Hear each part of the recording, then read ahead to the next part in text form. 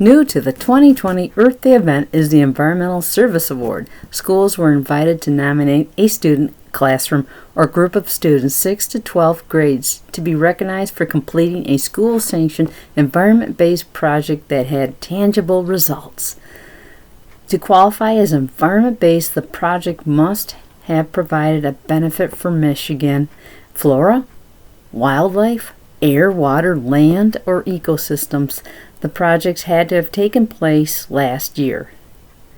2 projects were selected to receive recognition, one that included students in the 7th and 12th grades at Kearsley Schools, Flint, for organizing and increasing recycling of plastic containers at the schools, and one to a high school student in 12th grade from Alpena High School for producing and narrating an environmental awareness video that was submitted to the 2020 Thunder Bay International Film Festival student competition.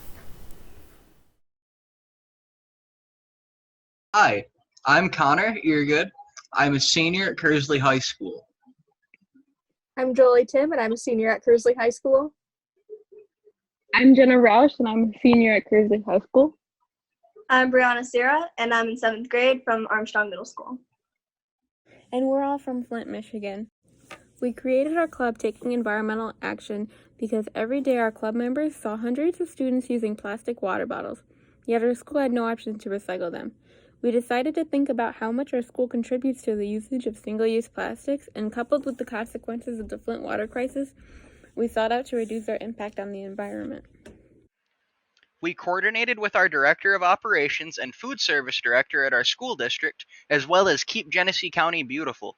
We were concerned with capturing student interest, so we prepared posters and announcements, as well as marketed with pens and pencils for students to sign the Keep America Beautiful pledge. We hosted 2 Recycling Day events where students were able to sign Keep America Beautiful's America Recycles Day pledge and recycle their beverage containers. Our team made sure all of the containers were properly taken care of. We also obtained recycling bins for both buildings, and recycling during lunches every day was scheduled to begin in late March.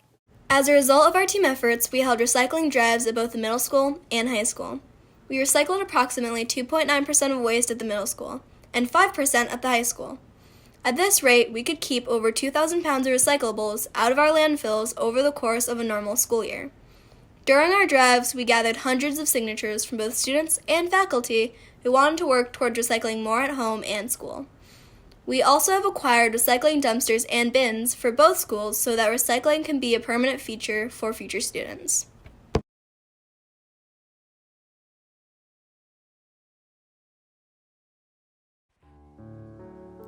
The Great Lakes are a sanctuary of beauty and discovery, a place to find calmness and discover the natural world.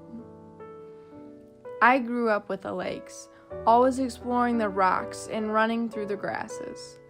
As a child, I would splash in the water for hours. I learned how to snorkel by diving on the bountiful wrecks in Thunder Bay.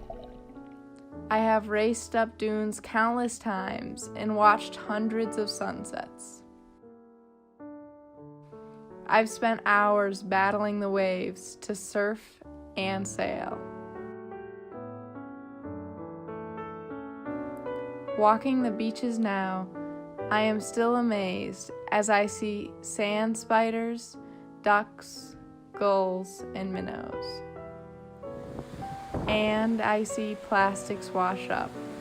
Large plastic bags, small beads, fishing lures, straws, lighters, fast food cups, cigarette butts, food wrappers, bottle caps, easily eaten by gulls, ducks, or fish.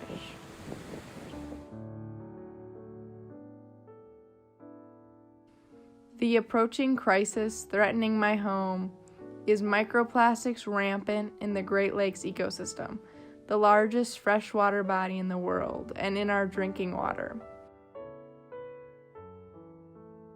By looking at the beaches, I realized microplastics are so prevalent, yet unnoticed, and I began to understand the looming devastation of this emergency.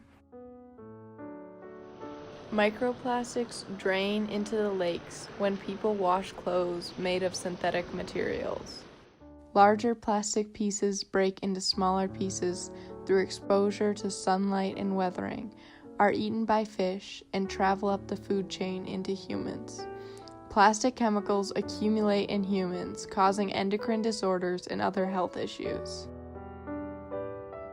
I, along with 2 other research partners, collected sand samples and then put them in water. The microplastics float since they are less dense than the water and sand.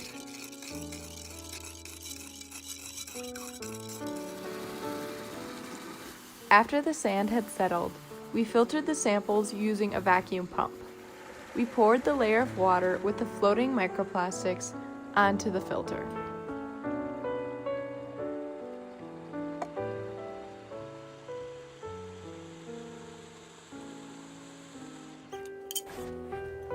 We removed each filter and put them into a labeled petri dish. The filters were looked at under a dissection microscope. We found many microplastics in our samples that ranged from beaches from Lake Huron to Lake Michigan.